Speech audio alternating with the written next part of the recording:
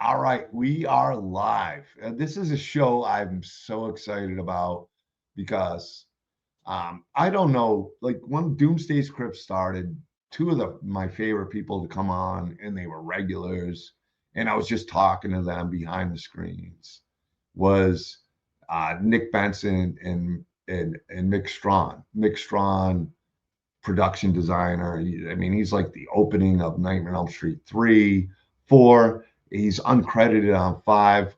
We're going to talk Nightmare on Elm Street. We're going to try to keep it focused. We never know how it goes when it comes to us guys.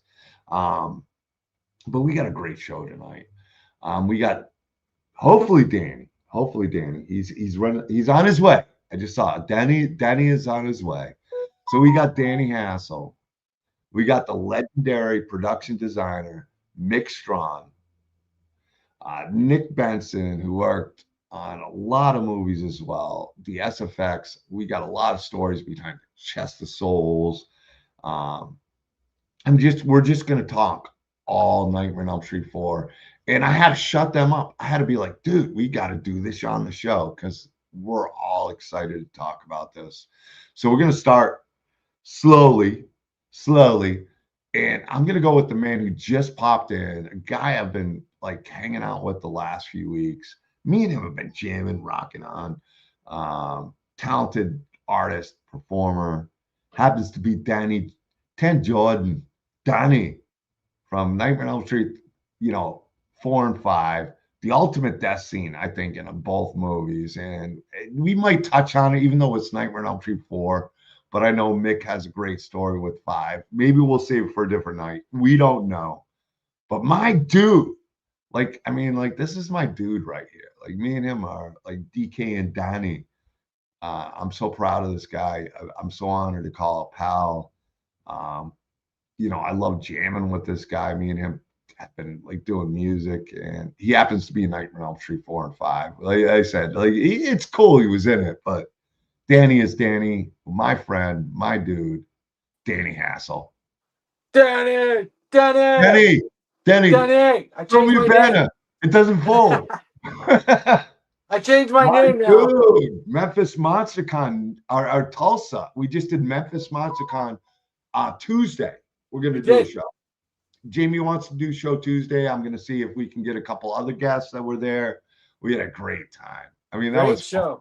Sunday was crazy. It may be a story for another day, but we had a blast hanging with Danny. We did Scarefest. We did Memphis MonsterCon. Yeah. Me and Danny have just become boys. We both love music. We actually get to go after a show and be like, let's jam. It's kind of cool. It's kind of cool. We've had some fun jamming. I bring the guitars. I bring the mouse pad so I can play some drums, and we really rock out. Like, we have a lot of fun. Danny is one of my favorite people. Welcome to the show, dude. I'm gonna let you. Welcome, Danny. I changed my name. What is that shirt? Man, talk about a friend, man. That guy just. I changed my name. My name is now long and wide. Danny Hassel. Danny. Yeah, I've used. I've changed my name now that I'm famous. I'm so proud of you, man. Like, we're on to some really good things. We're rolling into Tulsa. We're gonna have a great show. And anytime I ask Danny, what should we do next? Danny's always on board. We're gonna make you up in your death scene with Joe Castro. No problem. Oh my God, Sounds what good. are they doing? But we loved it, and it turned out awesome, right? Like, it was Joe. Super fun. We're going to talk about that more. I'm going to bring Joe on the show. Me, Joe, and Danny got the post-show show, and we're going to talk about that more. But we got some great guests tonight because we're going to focus on, like, if we get off focus right now and everything me and Danny have done in the last month, it'd be a whole hour and a half. But we got a Nightmare on Elm Street 4 show. Not Danny's death scene. That'll be another. Well, we might touch on it. But we got some of the greats that have worked on this movie. And this movie is one of those movies after Nightmare on Elm Street 3, where it was, and I've talked to these guys in the past, and it's been some years, and these guys are my friends, and I feel terrible because I was telling them days leads into weeks, weeks lead into months lead into years, and it's been a while since we've caught up. But I got some great people on tonight, so we can talk Nightmare on Elm Street 4. We're going to try to concentrate on it and just talk about the behind the scenes, what you guys did and the experiences and how you felt about it then and now how you feel about it now.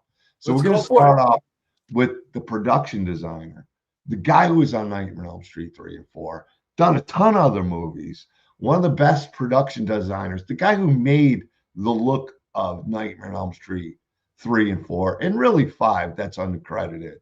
Mr. Mick Strawn. Hello.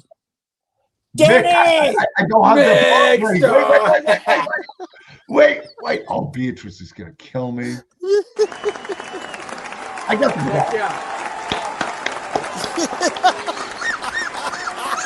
Man, it's been too long, man. We've done some good things.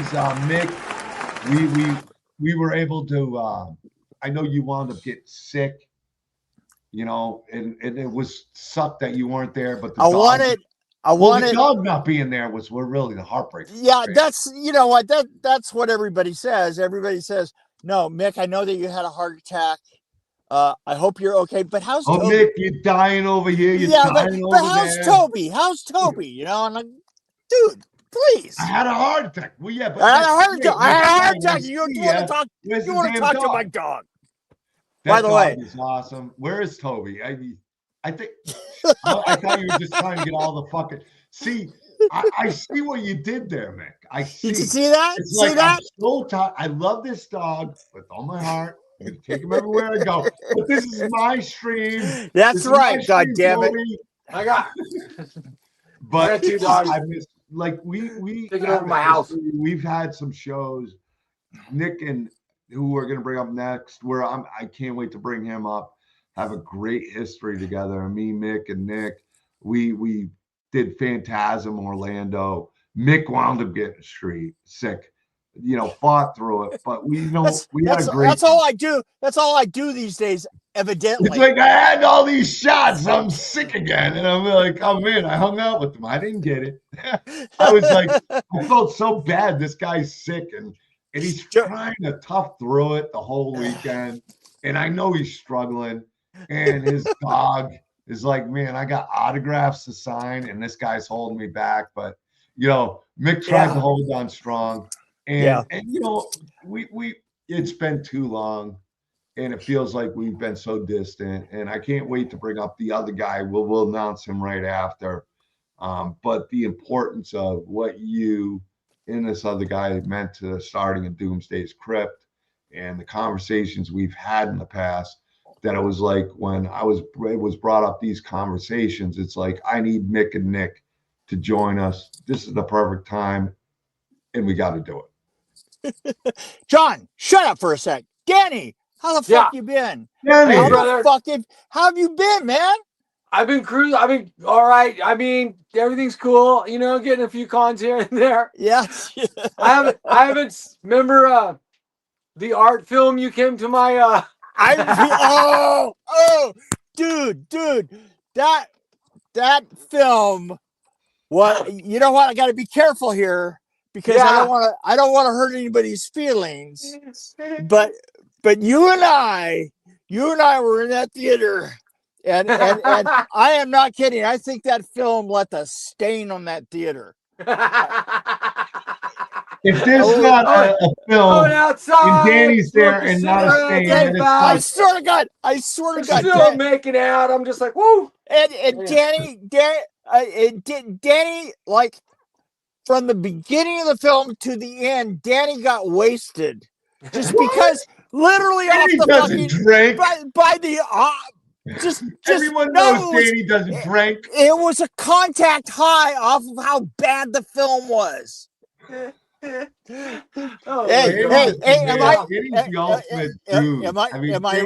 wrong? That's how we get along. No. Am I wrong? No. I mean, people are like, yeah, it's hysterical, man. I got a good giggle out of it because there's a scene that just carries on and on and on and on.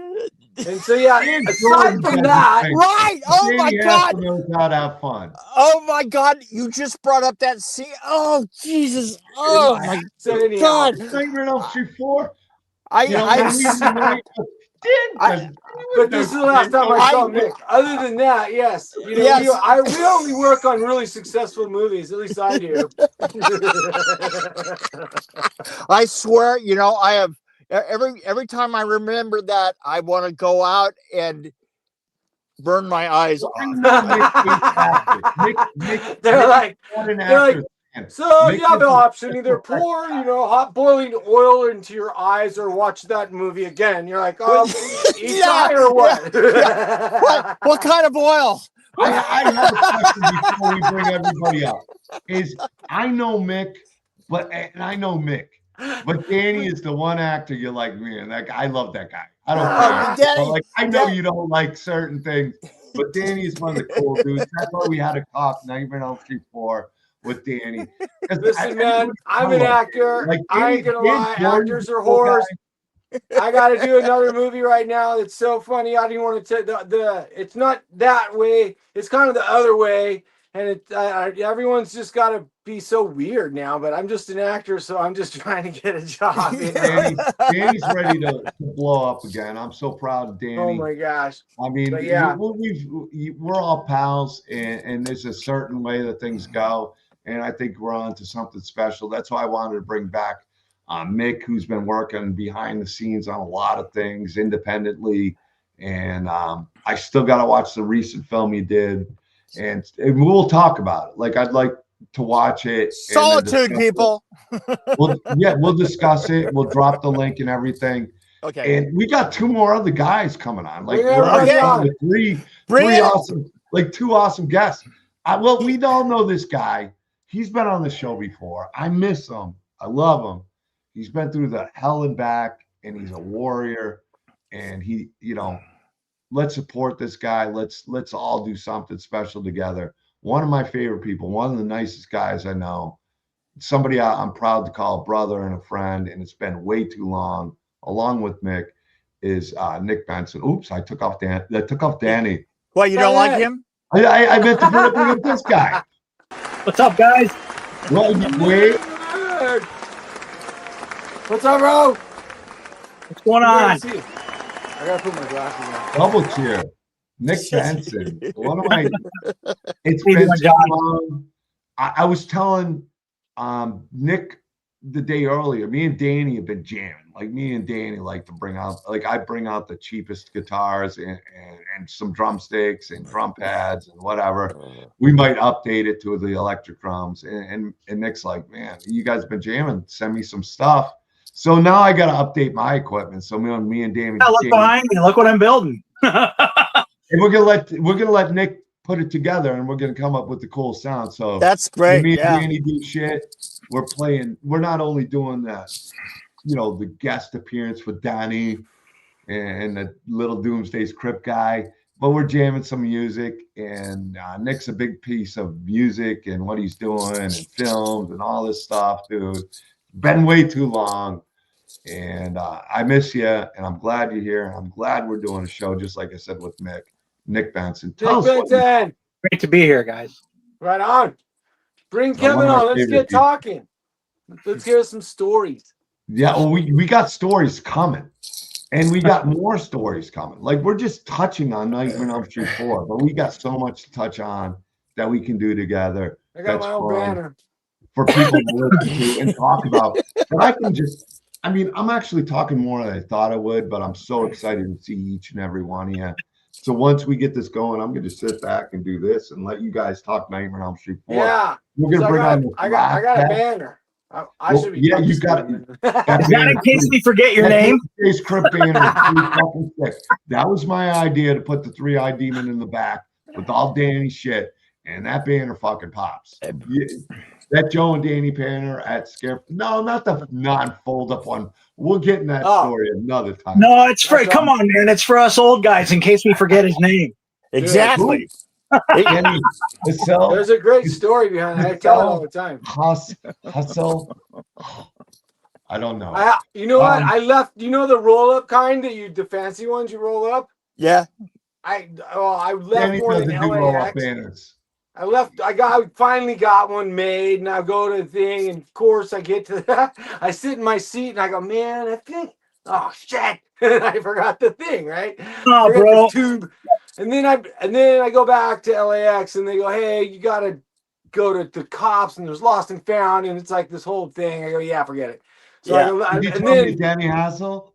no, I'm wondering, one day I'm gonna go by like a homeless encampment and there's gonna be like Right. a hole in a Some tent and guys- they're gonna use that to cover So- it up, Exactly. There'll be some bum sleeping with it as a blanket, Yeah. right? In my Danny face. Hassel keeping him warm. That's right. I swear I'm No, waiting. I'm so honored to Well, there's call my you guys. freaking banner. It's right there. Danny, my it's banner. Danny. Give me He that. carries it on planes and everything. And we're going to get more into that because this is a great behind the scenes Danny story. And you know what? I hung out with Danny a couple weekends. And you know what? We were well behaved. But there's a Danny story that's involved and that we'll be talking about at some point when we PG it out. But we're talking Nightmare on Elm Street 4 It tonight. wasn't bad, right? We got so much going on. Don't forget Tulsa HorrorCon next weekend. Me and Danny will Right. be there with a great guest list. But we're talking Nightmare on Elm Street 4. We got one more guest coming up that worked on Nightmare on Elm Street 4 behind the scenes. He did Freddy's doubles. He's FreddyDeux. Mr. Kevin Redzinski. I brought him up and brought him Hey, up. Kevin. Am I on? I'm here. You're on. You're here. Holy shit. Hello, He's everybody. right back. What's up, Kevin? Danny. Last time I saw Dan, I think it was 4 o'clock in the morning in Iowa. You know what's Yes. funny is Danny and I have talked about you quite a bit. Because Uh-oh. he didn't realize I knew you, and we talked about you and some of the all aspects bad, we talked dude. about the whole I can behind the believe. scenes. Yeah, Danny, you go ahead, man. I wanted, there's something I really do want to jump into right away. Everybody will kind of touch on with everybody, which is there's a scene that I'm trying to figure out if it actually happened because I've seen it in one print, not in another. I actually wrote about it in the book. Now I'm wondering if I got a Mandela effect or some shit. But it was on Dan's scene when he's on the operating table. Yep. So Alex sees him in the mirror.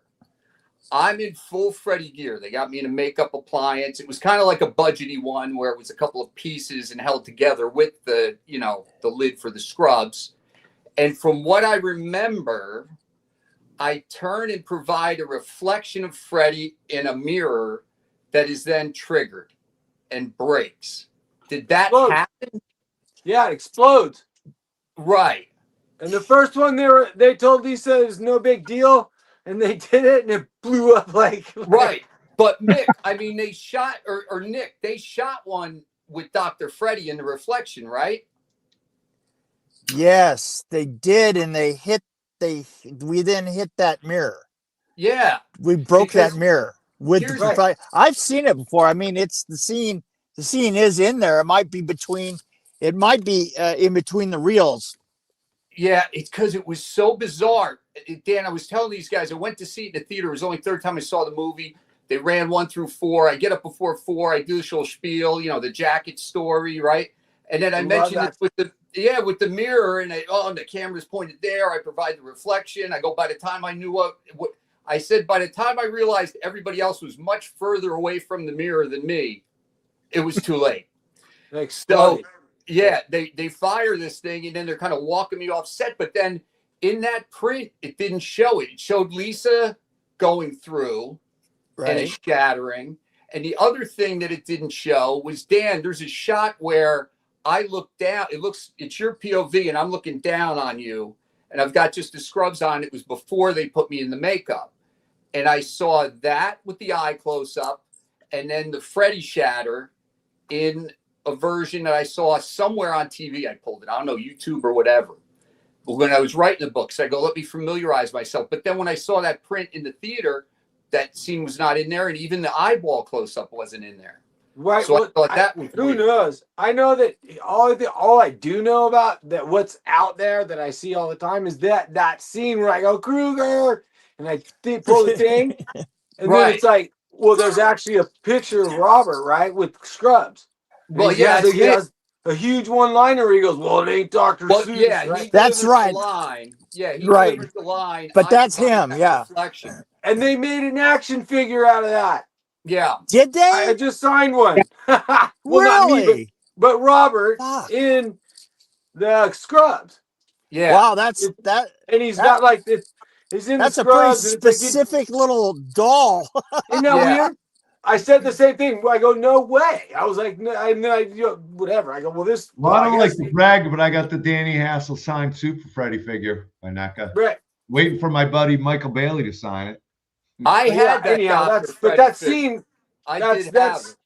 that's really weird because that scene, believe it or not, there's an action figure of Roberts in this full scrubs, and then behind the action figure, it's a really cool picture of Robert with his hand up, but then the other hand has like the mask, like he's coming to put it on your face. Right. It's kind of like Yeah, that. yeah, oh yeah, right, yeah. It's a And really they cool actually poster. broke out the needle glove and contemplated using that in that shot, but it was too fragile. Because I remember Jim Landis coming in with the two gloves, and he had the What do you needle mean? glove. They The just three? did like a test, like maybe to use it for that shot, but then decided not to use it for that. The needle glove from 3. Yeah. Well, that wouldn't have worked. No, probably not. But I mean, that's what happened. Was they kind of? I remember trying it on, and then it disappeared. Like Who the guys knows? ask me all these questions about these gloves now, and I just go, I don't fucking know. I'm like, they handed me a glove, I put it on. You know what I I mean? just found Didn't know out. it was 4-3. It was a fucking night. It was hand with gloves. Nice. I don't know. They're like, it's the Apple glove. It's just that. I go, I don't know. It's the right-handed glove they handed me. I put it on. Like, and I get So- it, but nobody ever thought you're going to be freeze framing this in a digital format 40 years from now. Oh, and it's zooming crazy. in It's to look at a Nightmare on rivet. Street. 1, 2, 3, 4, 5, 6. Like every glove is different. Yeah. Every glove is different. Apparently so. And then I guess the pointer finger on the glove has a like it's welded. It's supposed to On be one of broke- them, yeah. on one of them, right? Yeah, On and one there's of a the legend fingers- there. There's one with a paper clip on it or something that I see these guys talk about. Funny Well, thing was, one of the fingers is not perfect. They're all, but one of them is actually supposed to be broken and welded together. I guess that's from the original. These, man, this I found like I would know that, dude. I was like, what? dude, you I think they're just not know he asking had me? 4 Forget fucking it. shiny fingers. And with then the when I blades. saw one of the gloves, I go, "Hey man, this one's broke." I go, "This one's been broke," and someone fixed it, and some other dude corrected me and was like, Oh, "Nah, yeah. man." I was like, Now, Nick, did you mess with the gloves at all? Because I'm still putting you at the scene of the crime, kind of. Ooh. Like only where? only for in- 2 scenes, and I didn't handle the glove. No. Okay. So now, were you around when I got stuck in that hand rig and they tried to dismember me? There was a hand rig, and I remember just special effects guys being all over the place. Which And I remember Will which scene was Forge that? for sure. What scene was that then? For the Chest of Souls.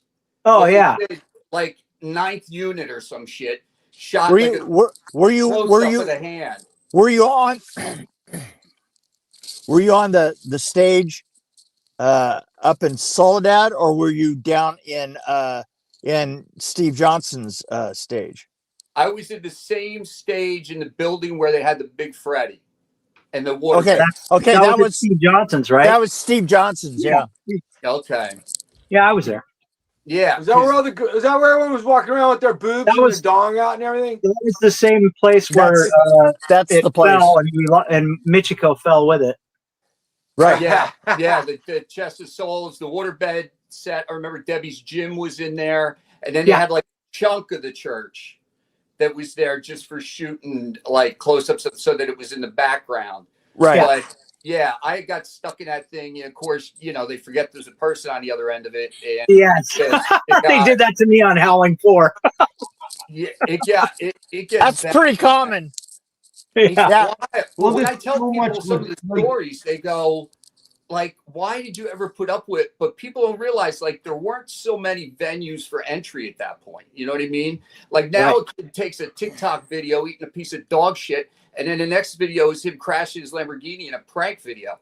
You know what I mean? There's like all these ways in now. Then there really weren't. It was you just had to fucking eat shit. I mean, and if I you didn't remember- want to, I plenty of remember people that would. when we had Joey suspended over the pit on 3. I remember that one of the gels caught on fire underneath him in the pit, and and everybody ran out, and I let them hang it. I walk onto the set. I walk onto the set and go, why did everybody leave? Because it was just a little bit of smoke, right? And so I walked over and got him out. But yeah, it's true. After a while, there's a certain point to where you, if you stand still long enough, you become scenery. Yeah. They forget there's a person in there. Yeah, absolutely. I fell asleep countless times on Freddy's Nightmares because I'm standing in. The scene might be where you're laying in a bed with your eyes closed. You know what I mean? And you're working all these. Yeah. And then I'd wake up, and there was one time everybody broke, and I was under a sheet. It was an episode where they're doing plastic surgery. So they had just my nose out from this sheet. I'd fall asleep, and I remember waking up, and it would always be dead quiet, and I wouldn't know if are we in the middle of a fucking shot? You know what I mean? Yeah, that's the first thing you think. So then I'd kind of in the middle of a shot? Yeah, and I'd feel it out, and it'd be like, no, there's nobody here. And yeah, they would just walk away, leave me sleeping sometimes. Yeah, I can't. You know what's crazy? I don't know who the scene that Freddy takes the girl, in 3, because like you gotta, Nightmare 1 and Nightmare 2 were right in they barely made zero money, zero box office, whatever. The second one particularly, yeah.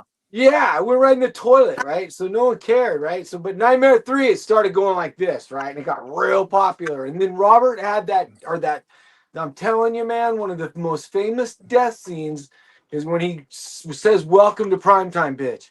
Oh, yeah. Right? Oh, yeah, absolutely. But you know I what? mean, like, even all the way to Robert the, Englund. what's it called? When we just did One the of Star and the things Walk that of really Fame. made Robert Englund stand out before Nightmare on Elm Street 3, because I'm going to tell you as a kid, and people forget this, is Willie and V. Willie and V, was a big propulsion to Friday the 13th or Nightmare on Elm Street Part 3 being as successful as it was. Because at that time, that show was hot, and Nightmare on Elm Street 3 was coming out. And you're talking about Willie, if you ever watched the show, Willie as Freddy Krueger. That was an interesting thing. And leading into Nightmare on Elm Street 3, it blew it up. It was the best marketing thing ever that just happened to work.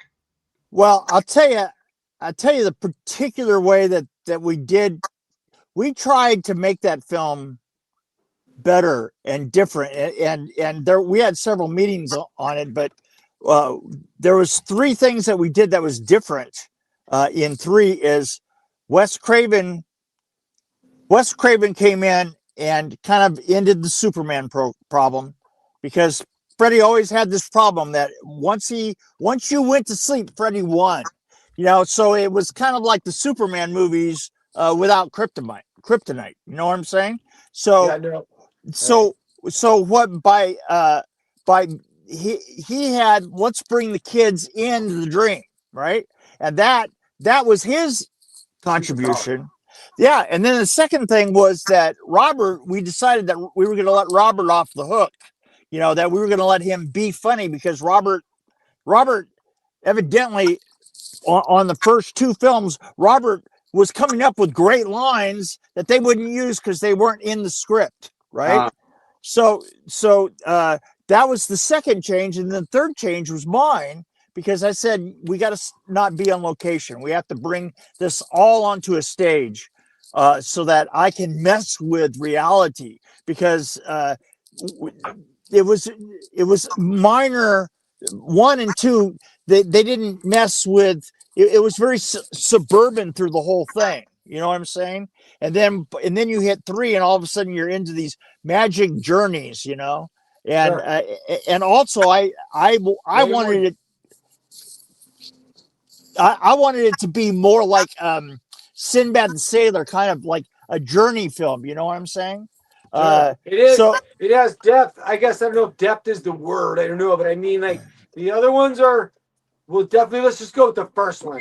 It's just got, the biggest trick. You got to. It was rotating the set. The bed. It's rotating the set, and that was like, oh man, they like studio, like every other movie. Right. That was the only thing that they went onto a stage for. That was the old and that was like the old jam. SNA stage. Right. That was their jam, and it was rad, but then the thing at the end, there's a lot of stuff, but I'm telling you, 3 and 4, not so much 5, even though that's my death scene. But there's a thing about 3 and 4 that just goes like this, like a good albums. When you listen to albums, and you Right. listen to it all the way to the end, and then you want to hear it again. You don't want Yes. to, you know. Has a very it had a very specific look. I had a And- very totally specific does. idea in mind for it. all that thought and energy that went into all those, all that depth of knowledge as to how it was created and everything. I came on to 4. I hadn't seen any of the fucking movies. I just had. Well, you really didn't need to. I mean, No, by the but time it was 4, it was just the weirdest Robert was thing. funny. You know what I mean? It was like, no, but what I mean is it actually helped me because then I didn't have any sort of preconceived sure. notion.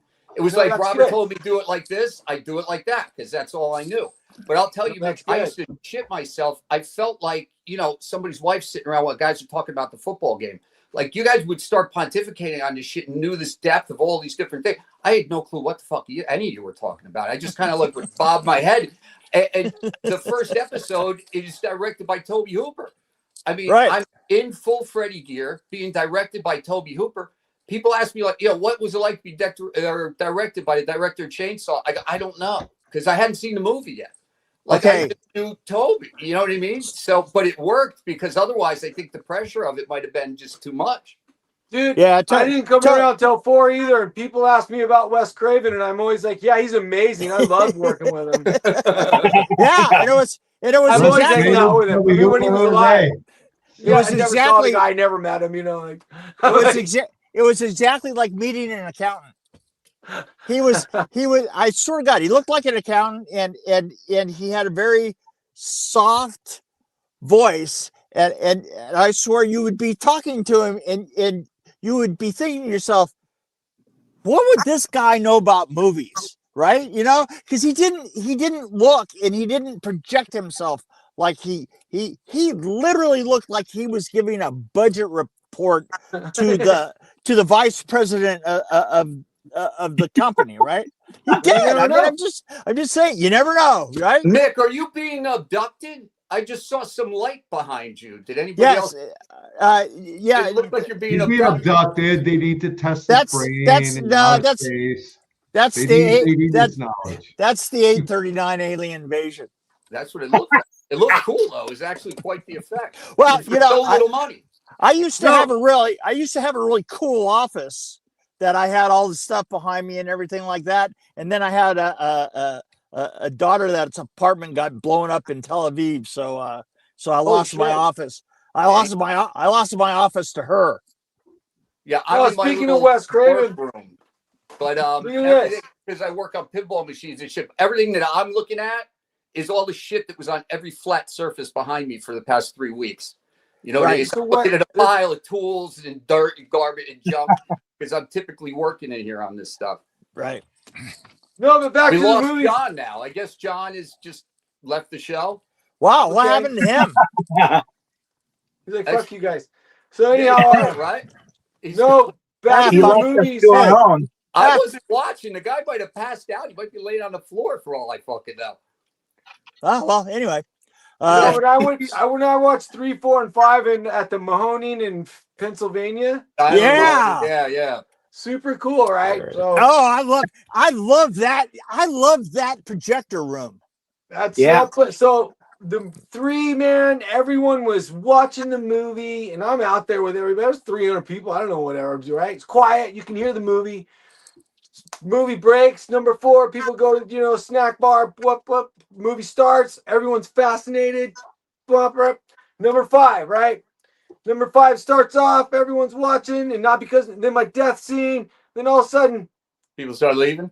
no, not leaving that. Hey man, I need to go to the bathroom. Hey, dude, give me something for the snack bar. Hey, and then you hear these conversations, bro. Everyone's like, fuck, you know what? Yesterday we're gonna go to Everyone's just talking over the movie. That's like when Phil Lesh sings in The Grateful Dead. You know, and I'm sitting there, I'm looking. The movie did get slow and weird, and I go, "What the fuck is going on with this movie, dude?" It was like this, and then kind of went like this. For a second. I got after the water bumped one scene. night at the Comedy Store. I had a showcase for Mitzi, and you got to try to get. And I'm on the lit, and I'm waiting to go up. And I swear to God, I get this waft of cologne, right? And I'm like, "What the hell?" And I turn and look, and I swear to God, I think to myself, "This fat guy looks just like Dice Clay." And then I hear them introduce Dice Clay, and he walks up. He does like 40 minutes out, whatever. He leaves, and it was the same shit. As I'm making my way to the stage, people are passing me to go to the fucking bathroom. Right. I was just like, fuck. I'm like, fuck tough. that. Hey, oh, it's It's the tough. worst. Yeah, it happens. You know. Oh People yeah, don't I've have been to patience cons for anything. when Robert's at a convention and you have to do a panel with Robert. You basically just sit up there while people talk to Robert. You know what I mean? Yeah. Yeah, I got to take that's a true. big shout out to Danny. There's no point in for even having the introducing me to mic. You're just Robert. like, Right. Danny introduced me. you know, and then they're like, so Robert. Yeah. So, yes. You know, Look, what about Danny? No, but one time it was a crap ton of people, like, you know, and they introduced everybody, and then and Andros Jones and I were in the wings still, and then they were like, okay. And okay, like, they forgot you, right? Yeah, Oh, they sorry, did. yeah. They did. Like, oh, yeah, by the way, you know, you're like, shit, man. It was pretty funny. No, but you guys were all special in it, though. Danny, don't ever take away what you did. I with carried the franchise, Five. man. I was And- it was all my acting and my good looks. He's handsome, Danny. Robert Hassel. wasn't handsome. Danny It was Jordan. me. I mean, you had Dude. probably like we've talked about this, me and Danny behind the scenes because we're pals. Like, you know, like Danny knows I eat no pro. You know? But like Danny knows, like I mean, one of his scenes is the most iconic scenes, which we got to talk. Like we could do a whole I'm in there, but I'm episode. telling you, We could do. You know what what's we her got to name? do before we go into it is Who's me, the blonde girl? you, Mick, They and, got and Nick prime time. talking What's about her your name? death scene. Anyhow, the actress that said the welcome to primetime bitch, that act, I can't her name. I just Patricia Arquette. Arquette. Yeah, it's an Arquette. No, it's Oh, not. no. That It's, was she lasted. It was the other blonde. it was the other one. It was Penelope Sudor. Yeah, Sorter. Right. Anyhow, that girl who I've only met like one time, she like yeah. Anyhow, she's that death scene and the one with the you know the Freddy one or what do you call it, the knife hands? Yeah, oh, that whole movie. I'm telling you, That's That just was- three. If it wasn't for three launched us into stardom. We were. I was just not because I was in the movie. It was just perfect timing. We were like everyone makes Nightmare on 21 Jump Street. We look like that. Right. Mick, So- you're like the third or fourth name that pops up too. So we gotta give Mick a big shout out because they knew a Nightmare. In all seriousness, number 4 did the best at the box office, but 3 launched us into that, if that makes sense. And then now that it's resurged, a lot of people are really discovering 3 and going, man, this one's rad. You know what I mean? Like they like it a lot. And Mick, Mick You and know what I talked about always this say didn't get enough credit is how the TV show propelled it. Because the thing about the TV show, people either love it or hate it. I get it. Look, we weren't trying to be the movies. You know what I mean? It was great. But the idea is that show put Freddy in people's living rooms and in homes all over the world. And some of those homes were nowhere near a theater. So I think people got Freddy'd out and say, you know, the first time I saw Freddy was the TV show. And then the parents see the kids watching the show. Now the parents at Sears or whatever store, they see the toys. Oh, this is the guy now on Tubi. He starts popping up under Christmas trees. I mean, it really just blew the image all over the planet. And it was already rocking off of 4. There's so much we can talk about with all these things. Nightmare on Elm Street 4, Nightmare on Elm Street 3. Oh, yeah. We have so many topics we could focus on. And as your host, we're going to concentrate on 4 because it was such a special film. And I know I've talked to Mick and Nick about this in the past. And as much as part 3 and Mick has talked to, and Nick have talked about this, that it was the iconic, a lot of people's favorites. But what went into Nightmare on Elm Street Part 4 and what Mick did as a production designer, what Nick did, what you did, I think it's important. And what Danny did in Nightmare on Elm Street 4 is the important topic because we have to talk about all these things, and we will. But Nightmare on Elm Street 4, the filming for this, it wasn't like 3 where there was a planned script. There wasn't a direction like that was needed. There was funding, and it took the SFX guys, the production designers like Mick Strawn, and obviously him and Nick have been friends for so long. So we got to focus on that because we could talk all night about let me tell you guys why in particular 4 was a different one. Because 4, Bob Shea was kind of surprised at how popular 3 was. And because of that, he almost immediately started planning Nightmare on Elm Street 4. And then he you need a script for that? well, what he did is he actually went out and he got a release date for it, right? In other words, he got all the theaters lined up so that he had a release date with his distributors, but he didn't get the actual even 40 pages done until the release date was August 18th, and we didn't start. What? Oh, it's so backwards. No, it wasn't. Yeah, no, you're right. It is backwards. So he gets the August 18th release date, and he doesn't start filming. We didn't start even planning on filming until the 1st of February. So that's like an 8-month run, and actually 7 months to put it together. And so because of that, we couldn't use mini opticals. I think there are only 2 opticals in the whole film. Right. Everything had to be practical.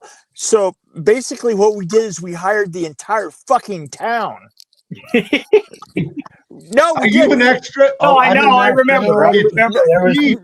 No, I'm just telling you, we literally hired every makeup effects available effects team. Every available effect. I mean, we had Chris Biggs. We had Steve Johnson. We have Crazy Man Jerry. We had them all. And the thing is then it was my job to not only do my stuff, keeping the locations and designing the sets and stuff like that, but it was also to keep track of everybody, to keep track of all these special effects. And I mean, I would literally I would go up at 6 a.m, look at the stage and see what was happening and give instructions. And then I would get in my car and I would literally go down to the valley because everything was done in the valley. and I would just go from one effects house to the other, bang, and blah, blah, blah, and then visit all my locations. Blah, da, da, da, da, da. I wouldn't get back until like 9 o'clock at night. And then get a debrief, figure out what we had to do for the day after. And then I could sit down at midnight and I could start actually designing something. So, Mick, I don't mean to cut you off, Mick. I don't mean to cut anybody off. But Mick, you tell me the limousines didn't come to pick you guys up. Well, that's I had a driver, sure. I gotta make this point. I gotta say it, dude. Is guys like Mick Strawn, Nick Benson, these guys who worked to make us, Mick, you're so iconic to the Nightmare on Elm Street films and getting to know you and Nick. People don't understand. It wasn't like these guys were riding in limousines and doing this. These guys were hardworking, blue-collar guys that drove everywhere they had to go to be ready to work when needed and did it with heart and did it with passion to make these films and gave their all to stand out, and they didn't ask for nothing. Just a caveat. What they did. Yeah, I'll tell you something. Here's an example. Here's an example. Mick's talking about starting. Mick is talking about starting to design at midnight. And by 3 a.m., guys like me are showing up to get Robert in to make. Exactly. Right. Seriously. Mick would only have 3 hours to get that together and then prep for us. That's exactly the way that it was. Literally, the stage. I mean, I used to say this is when you were working on the Nightmares, literally you opened up the stage when you started prep and you didn't close the fucking door until you were done at the end of the film. People don't understand that if it wasn't for guys like Mick and yourself and Nick or Kevin and Nick, that worked in the background that might not get the attention that somebody who's as amazing as Danny and his portrayal, what they did for these films to make happen, these films wouldn't have happened, especially with this guy in the middle right here, Mick Strawn. How special they are to what we as fans see. And well, it was amazing. I acknowledge it. Danny was kind of important too. Well, Danny was but it wasn't for you doing the aura and setting that tempo. Every time they bring Robert, every time they bring Freddy back, they have to Danny, you don't think of this fucking idea, though, right? Me and Danny don't talk about other actors. Or whatever. If you're a fan, you just fucking go for it or whatever, right? So in the script, I'm reading that shit for number 4, and I'm like, and the dog pisses fire, and the earth opens up, and the fucking bones and shit. I'm like, what? However, it came together and looked amazing. People, I don't know if you guys remember. I mean, I always remember because it was a packed movie theater. But like, first of all, the dog had like, like you guys were talking about money. Jason We all Fields, shared Freddy, a dressing room. Freddy's That number dog had one like ever. 17 handlers, special food. Oh yeah, oh yeah. It was a Hollywood dog. Like months later, I'd see him on Hollywood television dog. shows. I'm like, there's that damn Jake the dog again or whatever. I'm like, well, it he got was a huge career. Jason now. They don't That call dog had him a by huge the career. actor name, you ruin it. You- It was Jason from Freddy. He's brought probably him passed back. away now, but he it's a had a great- way bigger you know career and probably a huge IMDb page. Yeah, he was. That Well, was he a was. great scene, He was though. on the That hidden was a great too. scene. I'm telling you, the You dog know, was I massive. He know- was like I he know was like Ken TMZ Sagal. big. He was, man. He was big. That dog. I That Like a know- dog. Hollywood dog. He had like 3 Ken Sagal. trailers. Like, They're I all gotta crammed get in a one. que- I Dude's gotta over there. Come here, Jake, or whatever his name was. I gotta His ask- name was Jake. His Mick, name was Mick, Jake. You It know was. what? I It I was. saw him later and I tried to get an autograph. He fucking blew me Yeah. off. I go, Yeah. fuck that Since kid. we're talking junkyard scene in the Ken Sagal No. stuff, Anyhow, but no, That- the coolest I part. think it's important we focus on that because The, there's so the much movie to was talk packed. about I just listen. Freddy comes together, and then there was this great effect where it was like I don't know how y'all did it. The eyes filled in with some kind of cool liquid sound, Yeah. and it really great. And then when Robert or whatever maybe it was you, Kevin, or whatever, but when they grabbed the hat and dusted it Right. off, Yeah. He had. oh my he had- God, the audience they were like, it was some rock star shit, man. They all Yeah. went, "Wah!" They loved it. Danny, did you ever get a chance to see? I remember that we used to go see all the horror films that we did. We used to wait until they were out for 2 weeks, and then we would go down to South Central, Right. and we would go to the Yeah, you know what I'm talking about, right? No, because So- people talk to the screen and Right. and You laugh would go. and- You would go to the funkiest neighborhood you could, and you would get in there, and you would always go, with several of your friends. I mean, I'm just saying. And then you would go in there, and I remember the first time that I did that was on Nightmare on Elm Street 3, and the entire audience when the door appeared. Right, the big metal door appears, and Right. she goes, "Look, a door!" I swear to God, the thundering roar of everybody in that theater yelling at the screen, "Look, a door!" It was so fucking funny. It We was- have a I love it, comment man. that I think means so much to what you did and so much to what I've talked to you about, Mick and Nick, is everyone's favorite death scenes in part 4. I mean, there's so many great death scenes. Well, we can talk about. the I cockroach. mean, even wait, Kincaid's, Joey was a little under the bed, but I would have liked to die that way. I mean, I would have. But I think there's like you said, Nightmare on 3 was a different thing, but Nightmare on Elm Street 4, when he brought it to it, there's so many special moments that the cockroach. The cockroach scene. yeah. Cockroach scene is amazing. Yeah. Let me Might tell you something. overtop you, Danny. You didn't have to deal with Screaming Mad George because I know Nick did, and I certainly did, and Look, it was They should have probably made me an interpreter for you. Yeah, right. Why That was the a big fuck? scene, man. why That the was a fuck big didn't I get scene. an interpreter when I went whenever yeah, I went up I against didn't that guy? Explain I to didn't have much speaking how you interaction, did it. but I Nick. remember Like what you thinking did this guy in that looks scene. pretty far To out. translate eccentric artist Yeah. to production designer, It's a little difficult. Unreal. I remember I would go down. I would go down to his. Was the most unreal. I would go down to Screaming Mad George, who's putting together the cockroach sequence, right? And I'm not kidding. So I walked in. You know, of course, the doors are always open, and if there's one thing that every makeup effects factory has in common, is that there's always a huge bunch of fans blowing air out of it, right? Yeah. So as you walk in, it's always got this great effect on your hair, and and fumes.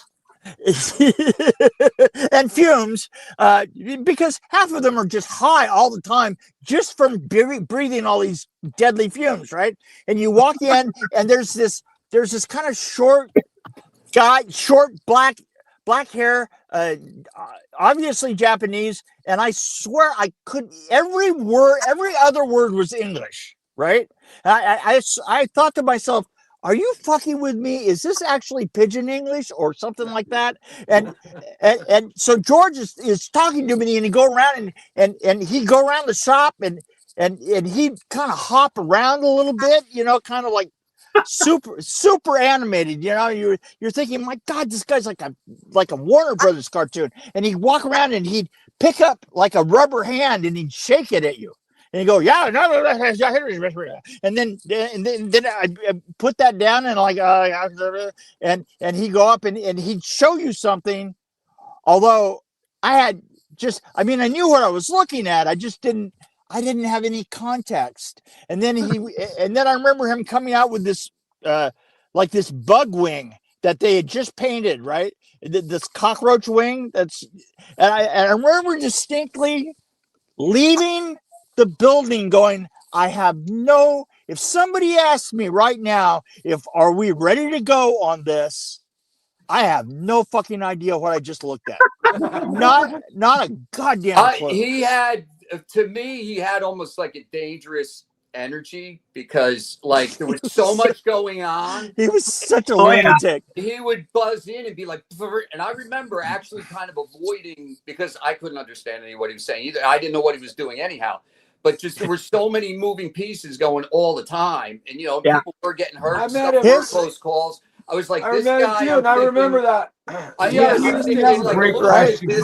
I think it was, what's our favorite death scene? What's our favorite death scene? I think it's the bug scene in part 4. I think we can all agree, unless you guys got a difference of death scene in Nightmare on Elm Street 4. That any scene with Danny in it is the best. Danny is. Yeah, but he didn't die. What's your favorite death scene? Andros, and he always, not to make any light of his death scene, but Andros' death. He's so bad. He's always like, I'm the only guy that got killed by Freddy, and Freddy wasn't even in the scene with him. Yeah, that's right.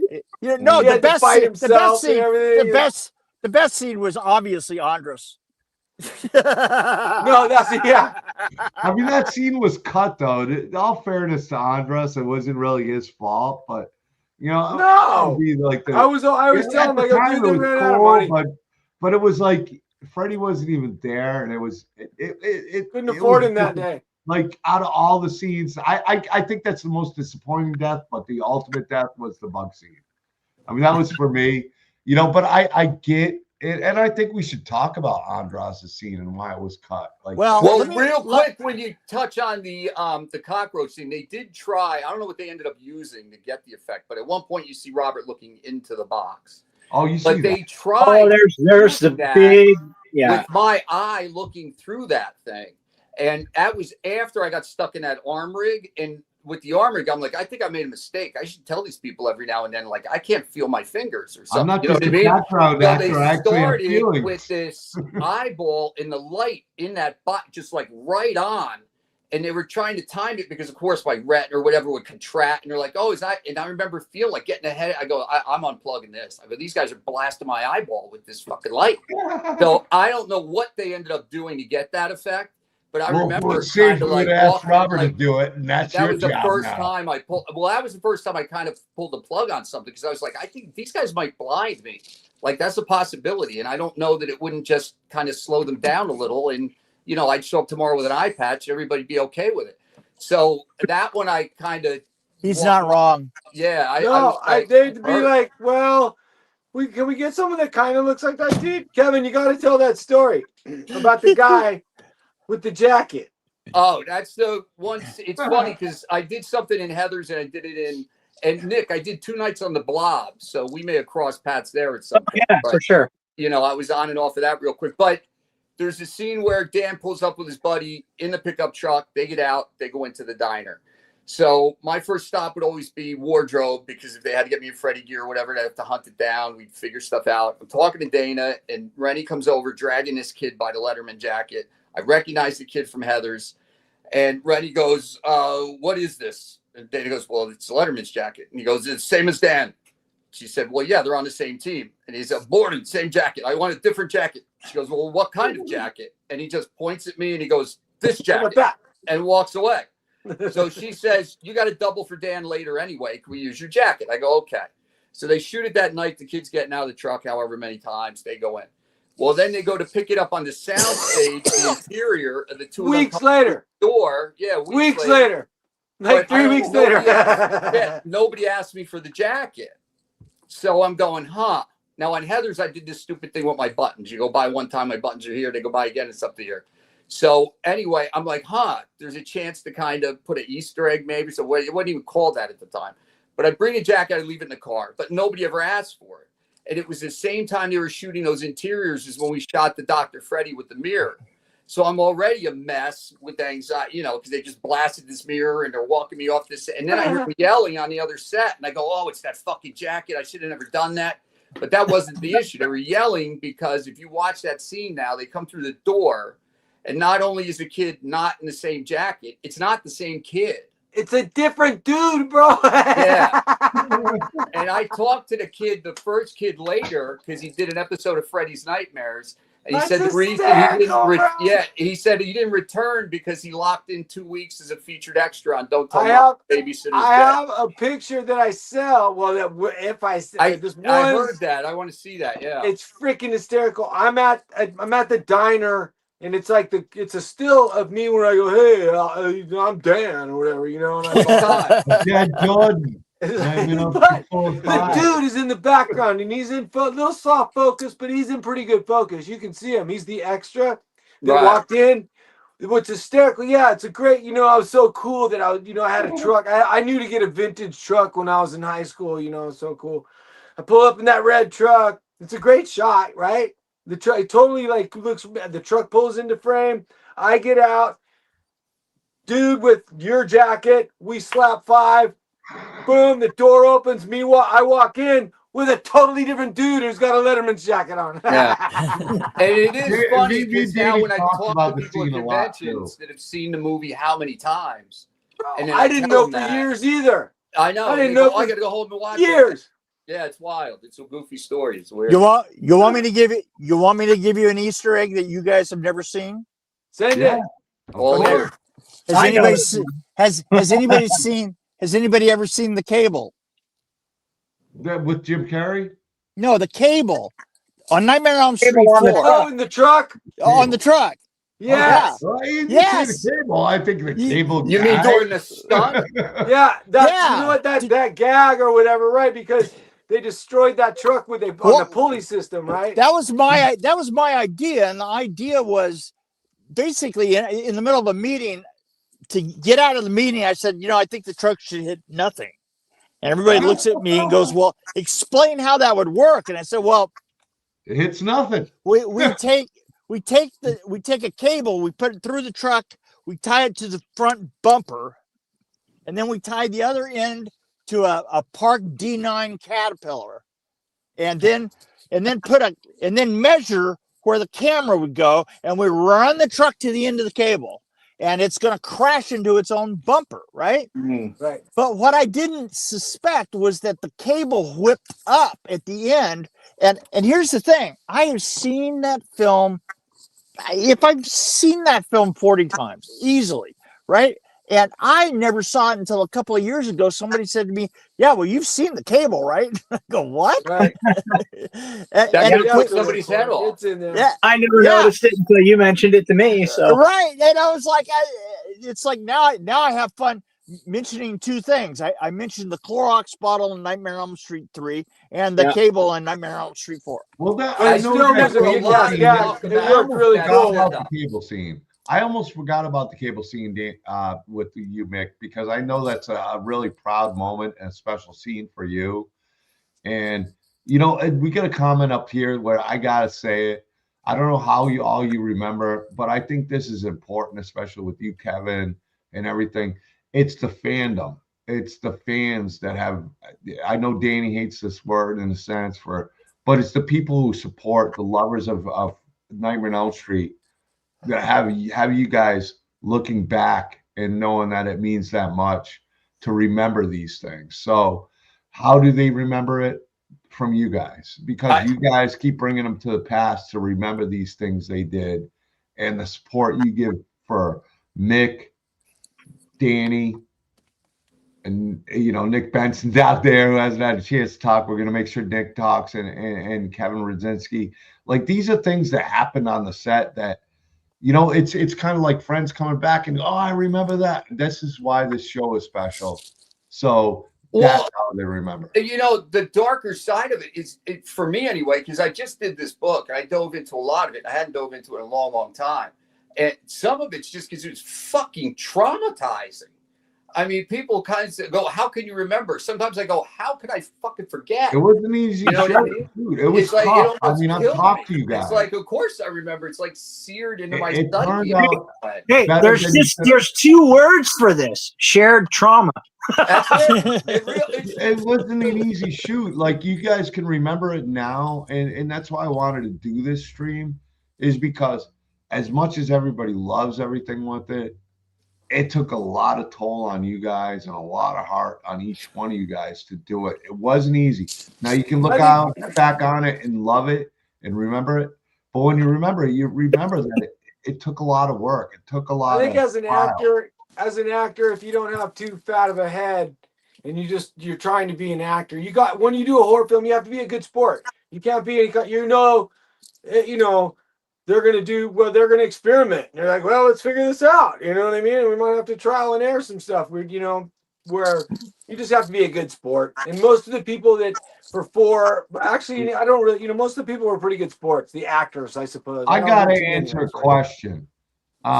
Nicole, Danny, Jordan, and Lee and Alice broke up years ago when Danny died. Danny doesn't drink. He died.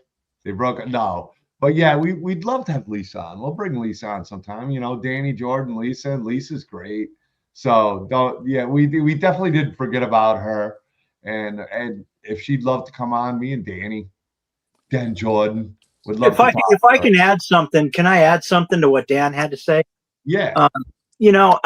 I got to say that part 4 specifically, he's talking about actors and everybody kind of being, down to earth and keeping a level head.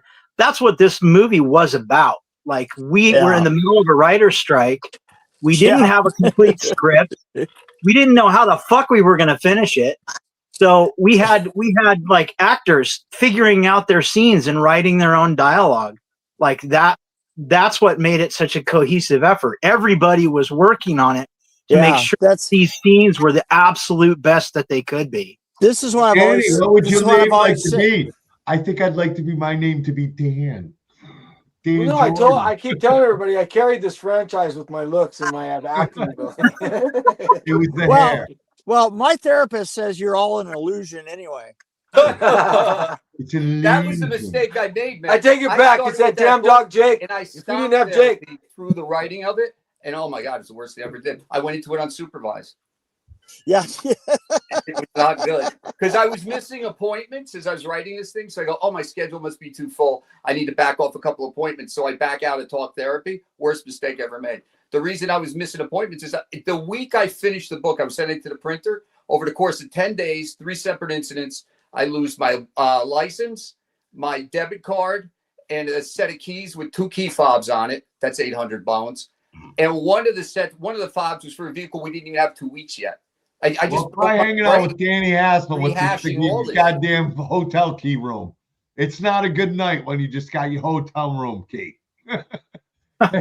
That's an but inside just joke. rehashing it definitely was a lot, and it is because the whole experience was a lot. I mean, that church set for the big church scene, church fight was just. I mean, you know, I said it was one of the most grueling things I ever bore witness to. I We mean, got I think an everybody- artist named Lonnie McCallum. Check this out. I don't know if this feels good. Yeah. Listen, we gotta show. We did the Danny. I told you I got a buddy who's doing life at Rikers that wants one of those. Everyone wants one. I mean, This one's we're the dead. only ones. Who did the This Danny? one's from what was this? love Hey, you guys. hi Donnie, hi Steve. These are my homies.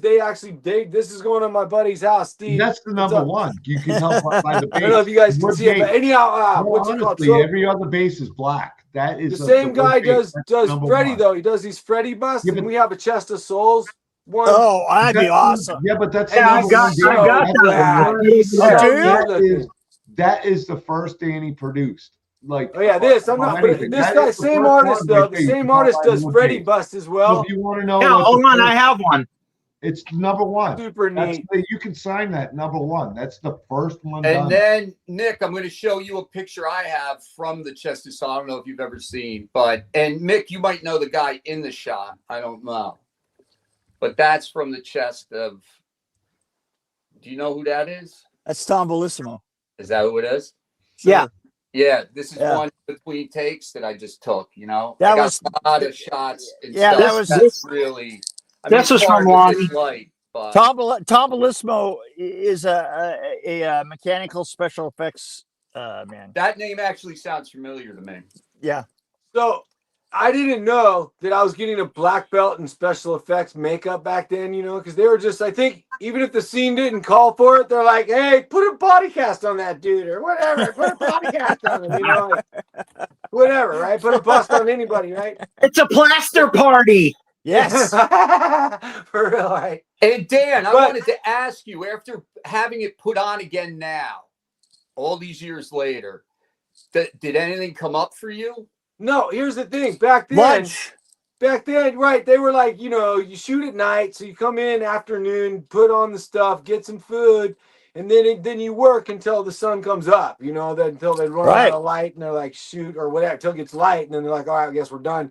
So we're trying, you know, because usually you're just trying to get it done, especially with like once I had that piece on, you know. Robert used to say, if I come in and put the Freddy makeup on, you're going to shoot for 16 hours. I mean, just to be That's honest, Danny liked that's when he kinda was how at it is. the table. And It then- took 30 minutes. but also back then, regardless, you couldn't take it off because you had to put another chemical on to loosen it up and take it off. Right. I mean, Well, mine was like, that's what he said. Yeah, like, so now I could putting pull it on those wires I in mean, my face. It was just like it wasn't coming off. So you had to be And- patient, man. You had to be Outside pretty patient. looking in, I asked Danny at Scarefest, and it was, you know, I didn't know Danny the way I did. And he said, yeah, right away. But I know, like, he's like, in his head, he was like, oh, what the fuck did I agree to? I go, no. I said no at You're like, first. no, in my you head. said yeah. You said yeah right away. now- But in your head, you said no. In your Now head, they have commercial kinda like, products and oh, this is the stuff, worst and like idea. And it it's turned way out so good. different, bro. It's 30 Watching years Danny later. recreate his death scene from we're going to touch Nightmare on Elm Street 5. The fact when Danny was getting set up in that by Joe Castro, and we got to give a big shout out because Joe Castro did amazing things and recreating the Danny Hassel death scene. And what he did, it probably took like 35, 40 minutes the first time. We did it again on Sunday, and it came out even better. Maybe took 20 minutes. It was so special for the fans. It was so special for It was Danny pretty fun. too. You know, Like to recreate that scene and be there. I mean, you see this guy smiling the whole time, man. Like for me, but I couldn't smile. You have to hold this dumb expression. yeah, but you Yes. did. Yeah. You Come did. on. But Joe's a Stop good smiling. This is professional. never going to work. No Yeah, but smiling, no I mean, laughing, bro. How cool No, what's was it called? that? I got to You tell know, you guys, when as much Robert as it was meant in to full the makeup, people, it meant to him. there was an air on the set that day. There was like, you could, you know, Yeah. there was like this excitement because I tell the same story over and over, but in Nightmare 4, we were working on some other dialogue with the actor, some coverage or whatever, and Robert was with by himself but we were there the same day. and we'd met and did like table reads and all that, but I'd never seen Robert in full makeup, and that was his first day in full makeup. And there was like this excitement, you know, like this big excitement on the set, you know, like, oh, here, well, Robert, you know. And even me, I'd never seen him in full makeup. I was kind of excited too, like, wow, man, this is gonna be cool, you know. And I don't know if you guys remember, but we were shooting next to some little school where they're like 5th and 6th graders. Yeah. And Robert, when it was time for him to come out, he kicked his trailer door open and it swung open and he came out, just scared the shit out of all these kids. These kids were like, holy shit, he's real. Like, he looked real, man. Even me, I was like, dang, he looks awesome. You know? He didn't want to take off the goddamn makeup all day. Like, until he did. Like, yeah, he embraced the whole thing, man. I mean, yeah, like, no, he watching did. Danny be so excited and running around and showing his castmates and the smile he had. Like, you know how special that was, not just for everybody who watched it and for me, but for Danny alone. I thought it was just such a cool moment. What Joe did, I got to give a lot of love to it. And we're going to do it again. Like, we plan to do this at more conventions. But it all went That's why we're bringing up no all the time. PTSD or nothing. There wasn't any kind of like flashback or any moment. But all of us it being out together, got you a little rocked or no? No, it was cool. I mean, Good. Yeah, it was fine. Good. Like I said, cool. I cool. enjoyed the special effects part of it. Like I said, Joe's the beast. Everybody was getting special effects done on those movies. You know what I mean? That guy's awesome. Yeah. I mean, on number 4, I had to hold my face like with my mouth open because they used a bust of me to smash in the truck. They made a bust of me. It was funny because I mentioned my eyebrows, my teeth, and everything. I was like, "What?" To Joe about doing it, and then Joe saw the Danny bust, and then he's like, "I got to do that scene." And then he forgot the wires. He ran around Friday morning to get those wires to make sure we did that scene at Lowe's. Very apropos. Yeah, I mean, running last minute, looking for a piece of something. It was so special. Not only, like I said, it was just Scarefest was just. I mean, it really was with Joe. Adam Jones, the guitar player for Tool, worked on some of our movie too a bit, right? You know what? There was somebody else too. I thought there was somebody from Killing Joke that worked on 4. He had some special effects credits in Nightmare 4 and 5. Then he went on to form this Tool. Then I remember there was somebody that was in a band that was like, he worked on some other stuff. That's who it was. He was with Tool. Adam Jones, yeah, he's the guitar player for Tool. It's pretty amazing. I mean, eventually they became what they became, but back then, there was some band. You know, they were Green Jello before that. No, I don't know, but I just remember Green Jelly, Green Jello before. Couldn't use Jello, so we went. But I do remember there was somebody, and then there was a guy that worked that was a surfer from Venice that I think might have been one of the original Dogtown guys. I could be wrong. But I remember I told him I wanted to surf, and he was into the whole spiritual aspect of surfing, the whole thing. So I worked and got to know him well enough that he goes, you know what, come this Saturday, meet me at Venice. And at some ungodly hour, I feel like 6 o'clock in the morning, I would have had to leave the valley at 5 or whatever. I end up showing up a little late, which, was not good. And then he has me help him prep his board and stuff. And I'm all ready to get out there. And then he just looks at me and goes, all right, come back next week and be on time. And I was like, what the fuck, dude? We're not going to the beach. I'm not surfing. I'm not. But he was like all about, look, if you want this, you're going to go, first thing you got to do is fucking show up on time. I'm not taking you out to Venice Beach Pier to fucking surf with these guys. They'll get killed. You'll kill one of us. So there was somebody I remember too that was sort of deep in that surf scene in Venice that worked on Nightmare 4. There's always such an eclectic group of people. I said that in the book. I go, you could have these totally in-depth expertise conversations on anything from quantum physics to how to build a stock car. I mean, it's just such a group of people with such a vast wealth of knowledge. And then somebody will put some little nugget. We do these shows. That's why we do these shows, to make sure guys like Mick, yourself, Nick, and I gotta say, especially Mick with Mick Strawn. Mick, did you work on Halloween? What you guys did? No, I didn't. Like Dave will tell you, like his favorite part of the whole movie process, me and him will talk, is the SFX. Like he didn't care. Did either of you work on it, Nick or Mick? Halloween 4? No, that was because believe it or not, Halloween 4 was number 1 for one weekend. Halloween 4. Really?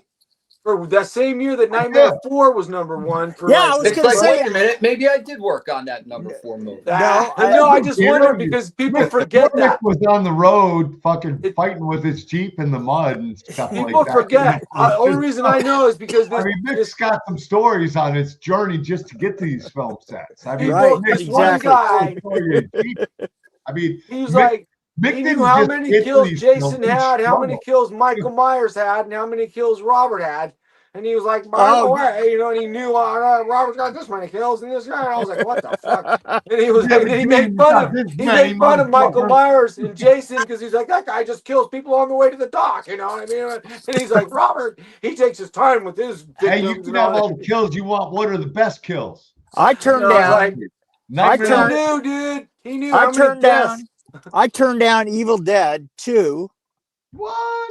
to do Nightmare on Elm Street 4, but then I did this TV series, and at the end of the TV series, I then got to do Chainsaw Massacre 3, Leatherface. I love Nice. that movie. Like So- I've grown to love that movie. Like Ken Foree is one of my favorite fucking people to meet ever. Ken Foree is one of the coolest motherfuckers you will ever meet in your life. Like if I see Ken, He is. the guy won't He's charge really me for cool. an autograph. Like he likes me for whatever reason, but one of my favorite people in the world. Let me ask Mick just a couple, because this will give me some clarity on some things I've been like wondering. Sure. So we talked about that arm rig, which you said was at one special, which is where the Big Freddy Steve was. Johnson. Right. waterbed That was scene. Steve Johnson's studio. Yeah. How We far used to was rent. that We used to from rent the out church the set? unit next door. Yeah. What was next door?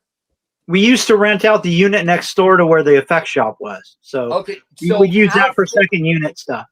Okay, so how far was that location from where the church set Oh, was? it was probably about half an hour. Half an what? hour. Well, depending on traffic, of course. But if there was no traffic, it was half an hour away, because you were talking about down in the area Valley. between Sun Oh, I Valley. didn't know what I was talking. That's what I was Yeah. trying to. Steve's was in Sun Valley, and the other The other the was other all. And Yeah, what month did The they other was in actually- Soledad Canyon. Yeah. I remember being out at Canyon for something. And then how Yeah. far was the junkyard from Steven's place? The junkyard from Steven's place.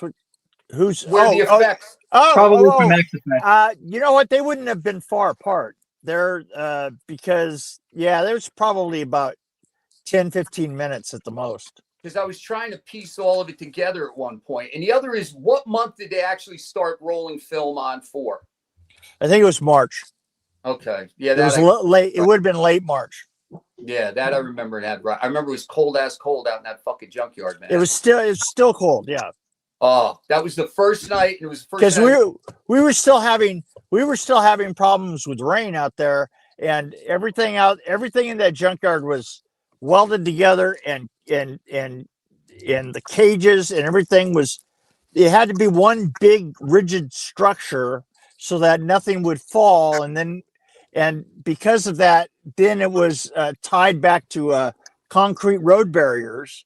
And I remember that when in the rain, that every once in a while in the rain, the barriers would slip on the wet road and everything would lean over. It was that whole thing was It was like it was constantly cooked. I remember walking in, and you almost like, but you'd hear at times glass still breaking. You know what I mean? Like something would move and a headlight would smash, or something would move and a window would crack. Like I remember walking, because again, it was all new to me. So I'm walking through like, this looks like a place you fuck get killed, for Christ's sake. That You know, was we're supposed to walk exactly around. that was exactly what it was supposed to look like. It was supposed Oh, to. it did. It was literally the whole thing had a camphor that was interior. So as you would walk through it, the stuff didn't look like it went up and away. It literally looked like it enveloped you, so that you always had that feeling that everything was going to fall on you,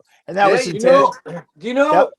if I'm not mistaken, when she crashes the truck and then I get put on the gurney, but the actual gurney scenes in the hospital was shot at the VA, right? Yeah, that was down at the VA. Yeah, right. So they left that place. It looked like it did then, right? It looked like it did, like a complete pile of crap. One thing about the Bro. VA is that you could always just walk away from it, right? You didn't have to clean anything up. You just walked away from it. Now is that like, the same one it was already a piece of with the- shit. with It was the all looked like it. screen- But no, I remember I try to tell people because we still go up there. We're now as of like 3 years ago, they just started fixing that whole area up. Really? Really? Dude, that was always supposed to be. Well, you can film out there. But by the end of the year, we're going to be renovating all this. And I remember we filmed out there for years.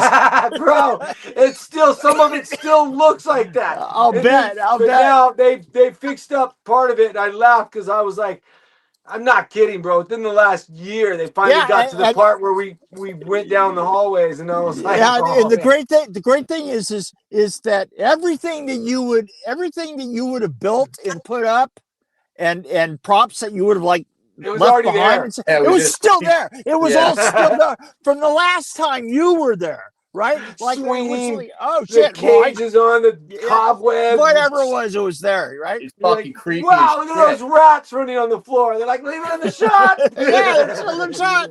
Now there was another location similar that we used on a TV show, and I think was near Brentwood. Does that make sense? And they shot the Hanoi Hilton there. Yeah, it was. Oh god, I can't think. It's probably near the same spot. Yeah, probably. They're very close to each other. I think that we filmed in the VA. There's a VA in LA in Westwood, but there's also one up in Reseda. So I think that we were in Westwood area, but out by the back 40 where it looked like it did, you know. Right, exactly. Yeah. And I remember a night watch or a security guy that, like, you weren't even sure if he really was with the place or if he was just some guy who walked up. That was a 50-50 chance that it was just one of the crazies. He's like, hey, can you guys pay for parking? It was wild shooting in that place. Yeah.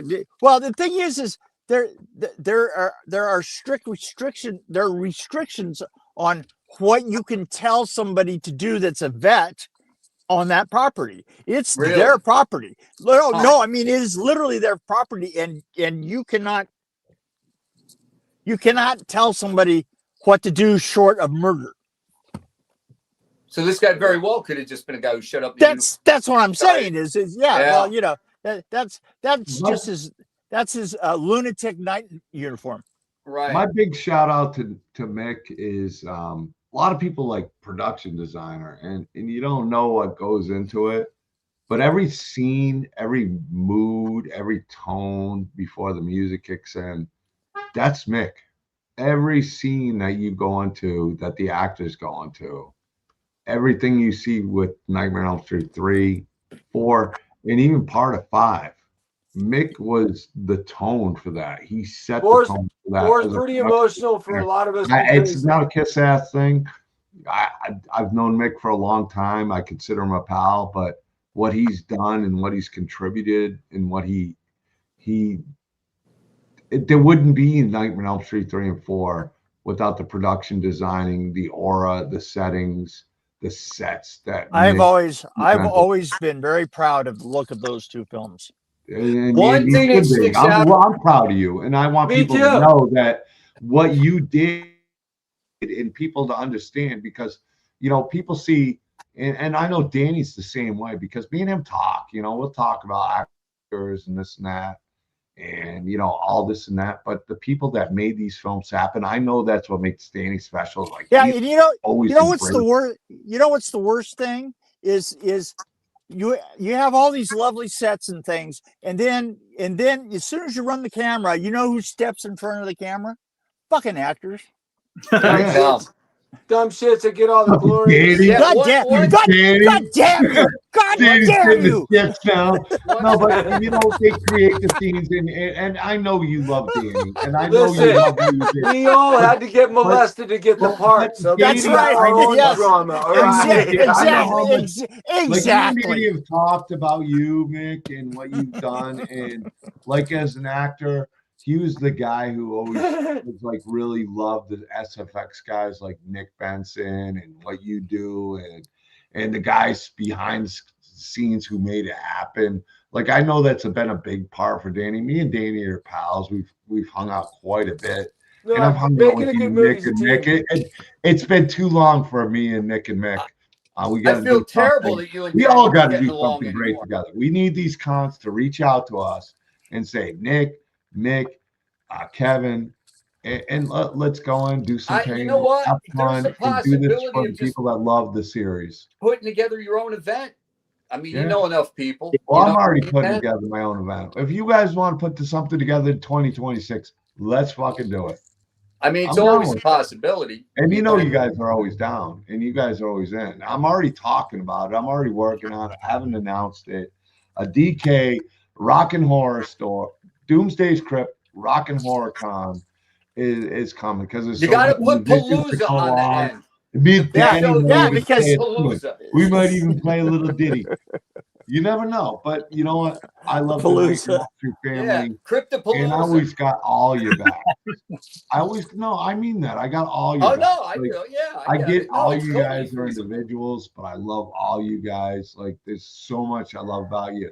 I gotta up my prices though. I've decided. I'm sure even Mick, because I know how Mick is. Fuck that guy. I've always loved you, Mick, and I love Nick. And like I was telling Nick earlier, it's like weeks going to months, months going to years, and I feel awful because you This guys actually came up quick. You and Nick are such an important part of Doomsday's Krypt, and I mean that. Like I have so much, like there's so much that history of like with Doomsday's Krypt's beginning with you and Nick. Yeah, cons are a trip, man. If you'd have told me they were like, you know, the whole convention thing and how you can just kind of, I don't know, repeat event, you know, go to cities year after year. And we're gonna, it's pretty cool. You know what we did, what Danny did, what Freddy did, or Kevin did, what Nick did, what Mick did. We're on to better things. Like we've done some amazing things. They've done some amazing things. I haven't done shit. But we're going to do something really, well, really the cool. whole show and con experience is still fairly new to me. This is like the second season with it, right? Now, when I first would hear about these things before I got involved in any of them, I used to see it and, you know, you'd hear so-and-so is going to be there, so-and-so. And sometimes it'd be a larger name. And I used to think like, oh, this poor guy now, he's doing these conventions and stuff. Then I started to do them. And I mean, when it's just like one person after I needed you on that poster. I needed you. Yeah, and just sharing the fact that something you did how long ago, like they're recalling, and it somehow meant something for, and it's just it's such a like soul enriching thing. I love that. These people absolutely. Then I go, now I know why these people do this stuff. Danny I mean, and I have been on you know, the road. all these interactions are just really fulfilling. Well, Danny and I have been on the road for a while, and I've done things with Nick and Mick. And unfortunately, the con we did, we were there, but it just didn't have that aura. But you know, Nick and Mick, I saw Scarefest. They introduced me to it. Mick. Yeah, you know, and I always show love. That's right. And if it wasn't for Nick and Mick, I was saying, I remember telling you about Scarefest. Yeah. Well, it was kind of right after, and it was like, I mean, like, oh, you guys are going that because Scarefest. Yeah, it was like, yeah, you were asking. I didn't know about. Oh God, you guys, you got to get out there. Yeah, let me go. And the next thing I know, you know, Scarefest is like the biggest con, and I know they love Nick. Yeah. And I know they love Nick, and I'm gonna push for you guys to make sure you're there next year. Bring in Kevin, and we bring I want us to all bring in something fun that people enjoy, and that feel comfortable coming up to us and saying, "Hey, let's talk. I saw you guys talk." That's important. It connects. And the dilemma that you deserve to shine. The dilemma I deal with on occasion until this book gets more circulation is. My job was the kind that the only way you'd know I was there is if I was doing it wrong. You know what I mean? Like you weren't supposed to know I was there. So now here I am talking to this fan base that's 40 years deep and people who know every inch of every second, every frame. And I go, I was there. And they're like, yeah, I don't remember. And it's like, well, yeah, but you weren't supposed to know it was me. You know what I mean? That's Listen, why, man, I always think that's why I get these lost in the streams- shuffle too. There's that's only why like these streams are important. 9 movies. But Because- I make the joke. I go, if you knew me already, it's because you'd know me as a guy who did a shitty job trying to be Freddy on a TV show. The man, Like, that's how you man know me. If You know knew when me you say already. the man behind the mask, you talk about Mick Strawn. It's just a weird thing. I'm not going to Mick Strawn fan base because I won't do that with Mick. I will not let him. Over me. I don't like him that much. No, I'm just kidding. Exactly. No, Right. Mick is a fucking legend in what he's done. And there would be no Nightmare on Elm Street 3. There would be no Nightmare on Elm Street 4. And up till like even 5, when you're not credited for, you had a big part of. Like up to Danny's death scene, which we could talk about. Like I think we could do a whole show on Danny's death scene. We could bring on Joe Castro, who recreated it, and you coming up. Like we could do some fun shows. I'd like Not to, really, because after and that, the I movie think people sucks. like to hear it. I think people would like to hear it. Like Guys, you, me, and Danny. Like we got so much potential in what all of us are doing right now. guys, Nick's best is left to come. Nick's best is left to come. Kevin's, all of us best is left to come. We did some good things. I am getting so tired. I am literally going to slide underneath this seat. So How long have you been on the air? What do you mean? What do you Nick mean? just got an Uber delivery. Just came in. He's got to run and drop an Uber. Nick's got to go DoorDash. Anyway, hey, listen, guys, it's been a blast. Hey, you guys got to remember I'm almost 70. All right, come on. You don't look a day over 75, Nick. Yeah, thank you. I appreciate that. Anyway, it was Actually, great. you look good, buddy. You do look good. Guys, I'm gonna go. Mick, you look great. Everybody, my hair is fucking flowing tonight. Yeah, well, it's, it's like I can't take off the beanie. Look at this. Well, guy it's a goddamn wig. Come on, guys. This guy at almost Anyway. 70 flowing the hair. Not Like me. that. It's fucking ridiculous. You guys have a great night. I'll see you. Bye, I'll see Mick. you later. All right. Well, now I get a bigger screen. Now, you get to shine. I didn't get a chance to ask think about you get because great that, Mick the other Strawn. thing that was a leaving. trip for me during that Dr. Freddy scene is he had everything so soaked in a green light. It was just saturated with that green, and it was so fucking bizarre because everything you looked at within a couple of feet of you was soaked in that green. But then when you looked offset in the distance, you'd see shit like in full color. You know what I mean? It was very bizarre. I remember being on that set and it just really kind of fucking with me. Well, like I was saying tonight, like a lot of these things, you've been working with Blake, and me and you talked about doing a Freddy's Nightmare stream, which I think will be really good. Maybe we can bring Mick into that. We'll see if he's busy. But there's a great story behind what you guys did and what you've done. There's a great story behind Nick. Nick hasn't had a chance to shine, so I want to shine Nick a little bit.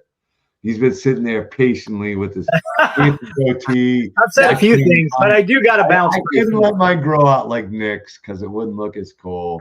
But Nick is one of my favorite people in the world. You know, me and Nick have known each other for a while, and like I was telling, it's like days become weeks, weeks become months, months become years, and it's been a while. But Yep. Nick works so fucking hard. But now I'm it's something so I proud could of ask him.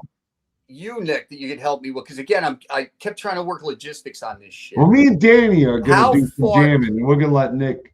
Yeah, but just Like me and Danny have been doing some good music, and we haven't even had time to really put something down. Nick, And we're gonna How feed far- it to Nick, and Nick's gonna fucking do it. how far was the Blob set from the Nightmare stuff?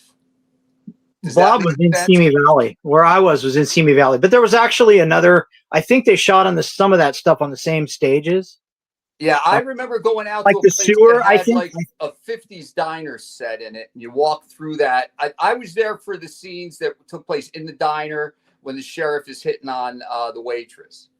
Yeah. Those are the scenes I was there for. But I just am trying to remember because I used to drive, and sometimes I remember driving out, and Roadhouse too. I did security on that for a couple of days. Oh, and yeah. I remember that being out near where the blob was. Roadhouse was actually right across. They were shooting that right across from where we were shooting the church in Nightmare 4. Yeah, that's like because I kept trying to piece together the logistics. We used to sneak. Me and Bill Forsh were sneaking over there to get their craft service because all we got on Nightmare 4 was pizza. Please, there's a guy I reconnected with. He's in 4, and he sits right behind. And John, this is something we'll get into at a later date. I'll put you in touch with him. But he sits behind Toy for her entire death scene.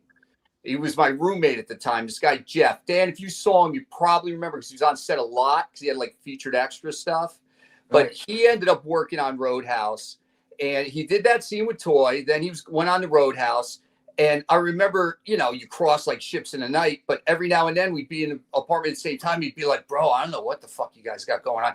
He goes, Roadhouse, it's like a fully functioning fucking bar and grill. They're cooking up shit. And they're fucking. They had lobster. They had lobster over there. Yeah. He's like, I don't know. We're getting steak and lobster. We were getting fucking pizza.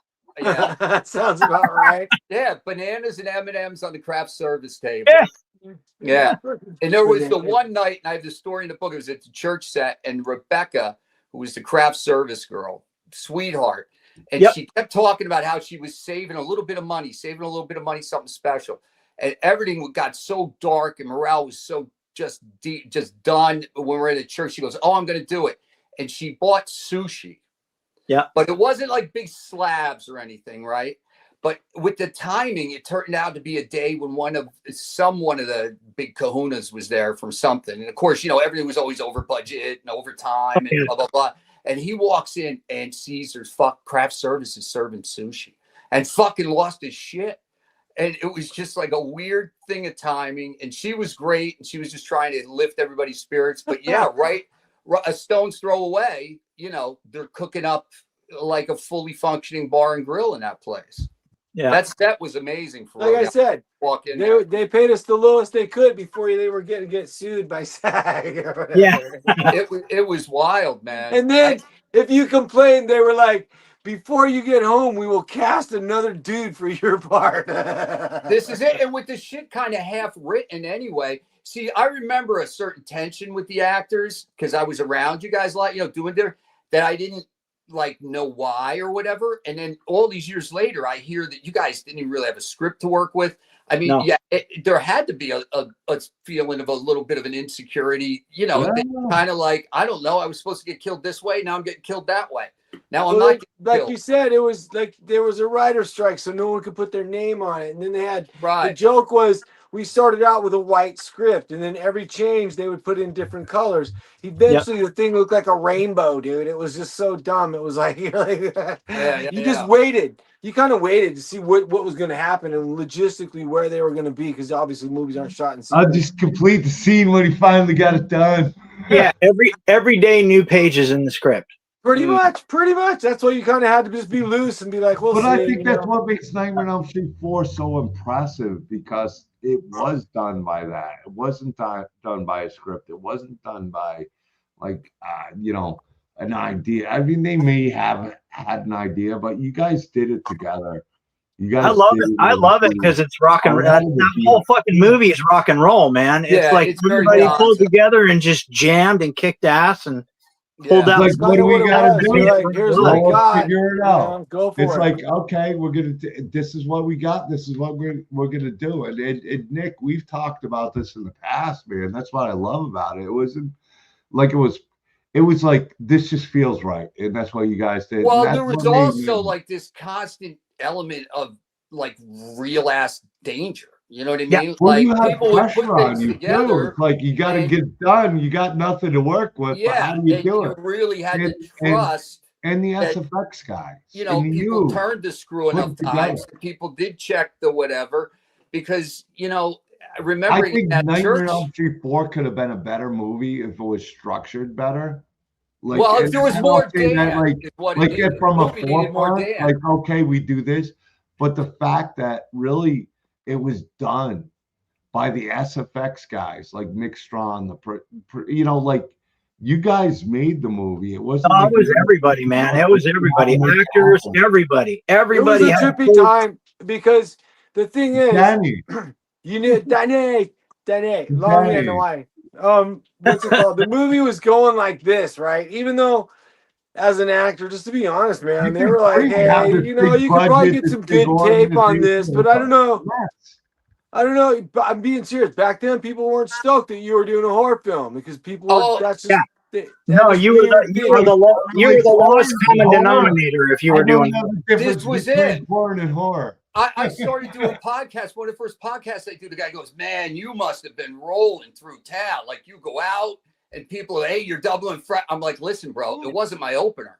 You know what I mean? Like I roll up, like she's like, hey, I'm working on this hard movie." I remember like it just wasn't, man. I'm an 80s kid, so I remember like if an 80s actor tried to go into film, that was detrimental. If you were a horror actor, if you would have did 3 weeks on a soap opera, actor, porn star were like the same thing. You're like, you're fucked. have the opportunity. You're like, that guy sucks. And if you've ever done soap opera acting, it's fucking torture. You say the same shit for 15 minutes. And then you just say the same shit again for 15 minutes. Nobody talks like that. No one looks like this. Yeah, but Dad, you know you're not gonna get killed. You know, it's hard. Chance you're gonna get killed. And then they you know what I mean?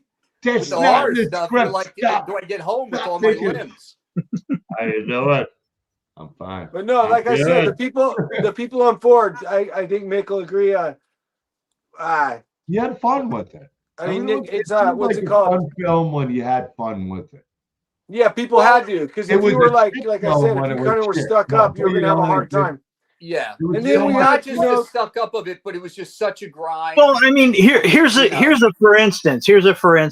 I remember we had the diner. You remember the diner set, right? So you had in between takes, you had Lisa sitting at the diner, fucking around with the silverware, and that shot where you see Freddy's claw on the wall in shadow was basically came from Lisa fucking around with the silverware and creating a shadow on the wall. And she's like, "Hey, look at this!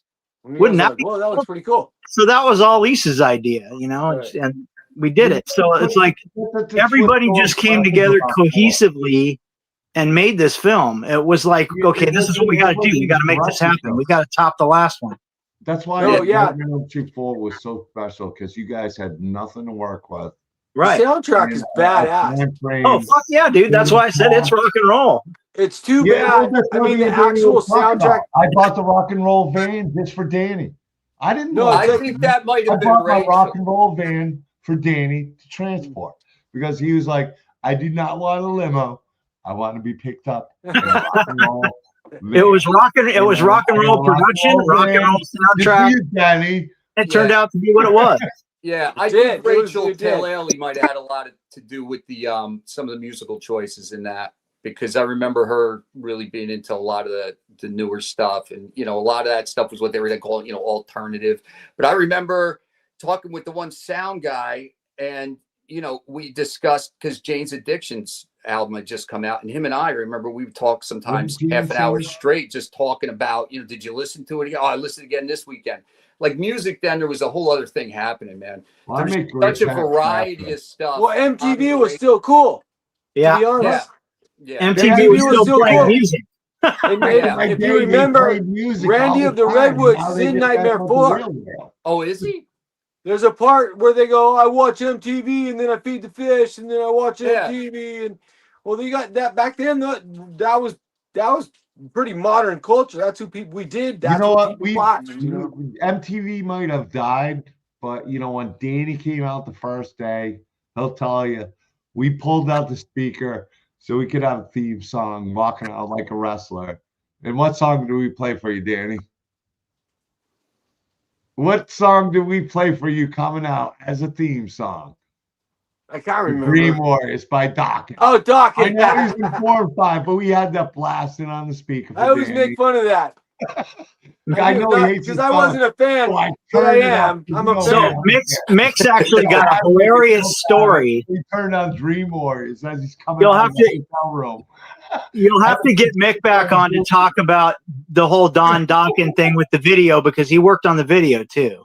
No Oh, way. we And then played the whole we video. like we worked on together. We worked on the Fat Boys video for 4. Yeah. There's a whole Don't matter. there's a Dude. whole story behind that on who got to babysit the Fat Boys that day. Really? No, Anyway, but- guys, I have to bounce. Also, I gotta too, jump off. man. Listen, we're gonna Let's do go. some Let's really wrap cool it up, things. gents. Don't We're go gonna do there. Yeah, my really doggies. cool It's things. actually raining in LA. All right, Don't leave well, me let there. me finish it up. All right, we're gonna do some cool Nightmare on Elm Street stuff. We got a lot of works and planned. Danny and me have been crushing it with the conventions. We're gonna be at We're gonna be in Tulsa next we weekend, got the everybody. big bus coming, like the big bus. Nice. Yeah, this is a You little don't guy. like Danny's small boobs. We got his big boobs coming. I got but a we big got one. some I only really got cool one stuff left. coming. People actually bought them. The important So- part of this show was showcasing the people behind the scenes. Nick, we're gonna get together, me and you, so you can talk more about what you're up to. Yeah, brother. We've talked about it. We're gonna talk about what you're up to on top. Danny, you know you're my dude. Me and you are gonna be talking more. We're gonna do Right on, some guys. amazing things. We're gonna do it for the fans, and we thank you for tuning in. We're honored. Yeah. Such a great stream. See everyone I in Tulsa. appreciate you guys. I think this was fun. Great It to was see you more guys. organized, Thank you, John. Love you guys. fun. Bye. Love you guys so Bye bye. I need to take a nap. You guys are so old. The fuck was that, man? Oh No, my the God. old people. You ran me over. The old think- people. Oh.